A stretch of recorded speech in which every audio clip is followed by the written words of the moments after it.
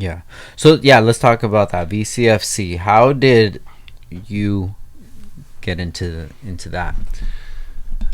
Okay, so everything we've spoken about now has been strictly business and I suppose tech, biotech, healthcare. Is that I'm just a huge fan of the game of football, obviously outside the United States, soccer here, and I grew up playing the sport. And as I'd mentioned, my dad was involved at the soccer club early on, and I'm a fan of the game, but I study it religiously, and I think I became a super fan of Manchester United at a very young age. There was a player that played for Manchester United in the 90s named Gary Pallister, and he had family members in South Africa that we grew up with, and they kind of gave us Manchester United shirts at a very young age, and so did my godfather, my dad's best friend. They have this ongoing thing still to this day.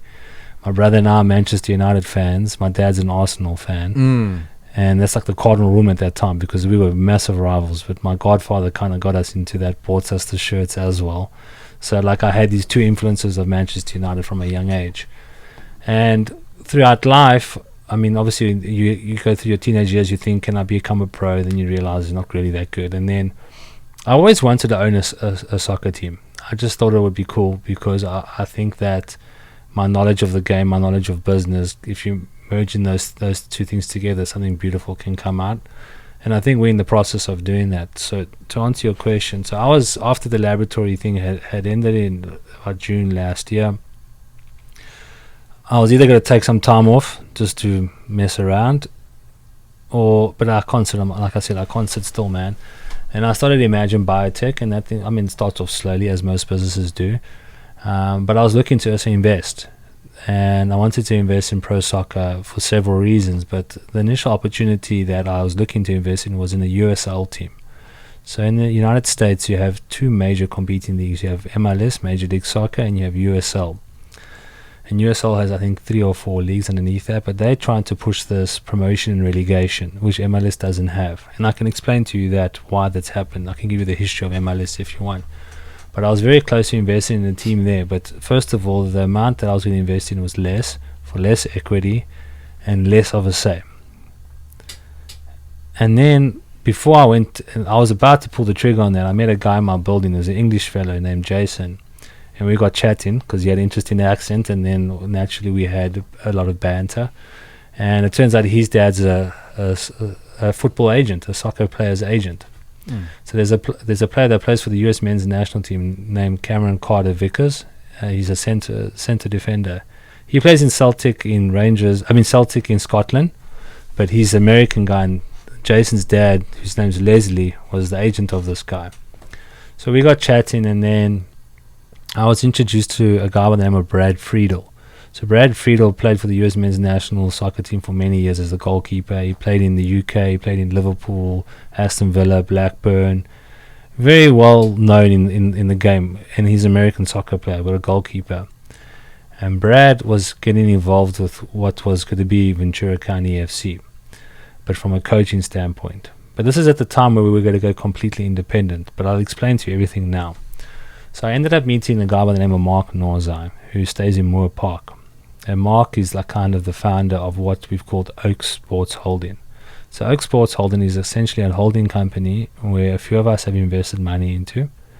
And we've gone into a strategic partnership, a hybrid model, I would say, with LA Galaxy. And I'll explain to you how and why. But I invested in Oak Sports Holding because you cannot invest in the team name because the league owns the team name, VCFC, right? So like Inter Miami, LA Galaxy, all those teams are all privately owned. The league holds the rights to those names. And they've done that strategically because in the past, a few teams went into a liquidation and they couldn't stay afloat, and then the league loses that name because they're attached to the company. So that's the business model for MLS.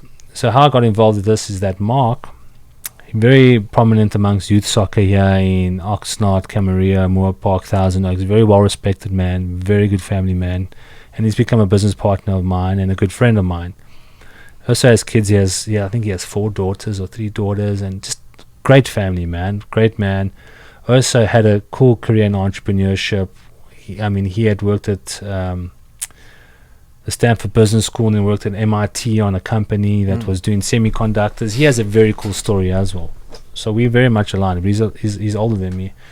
And I met Mark, and he told me what he was doing with what they wanted to do with VCFC. So the idea was to go completely independent, which means that we would have the license for the team, the name, everything, and we would be responsible for bringing players in.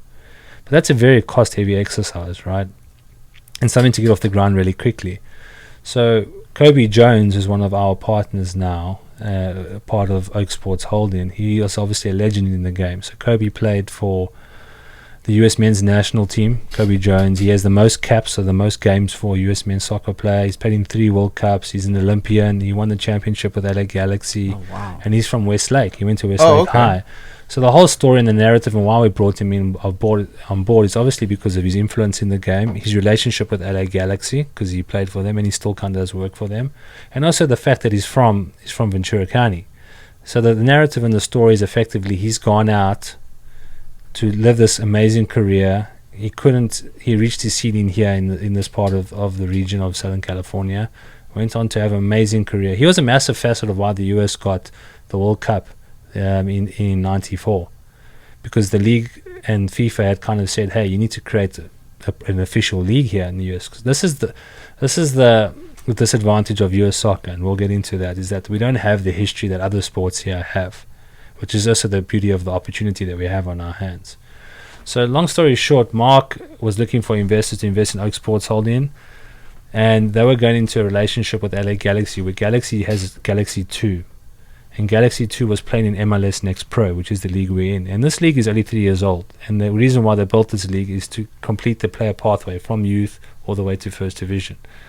And they were looking, their games that they were playing at Galaxy 2, like, although they're Galaxy players and part of the academy, the fans weren't really showing up, because why would the fans go watch a first team and then a second team like straight after that, or a different day? So I think they were looking for new ways to kind of use this team and give them the exposure that they probably deserve. And Mark and them have been trying to get MLS here in Ventura County for a long time.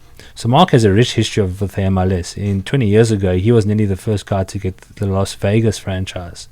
But then the Hunt family came in, which is owner of a lot of these teams, these professional teams. A lot of these professional MLS teams are owned by guys that own NFL teams, NBA teams. They own several teams.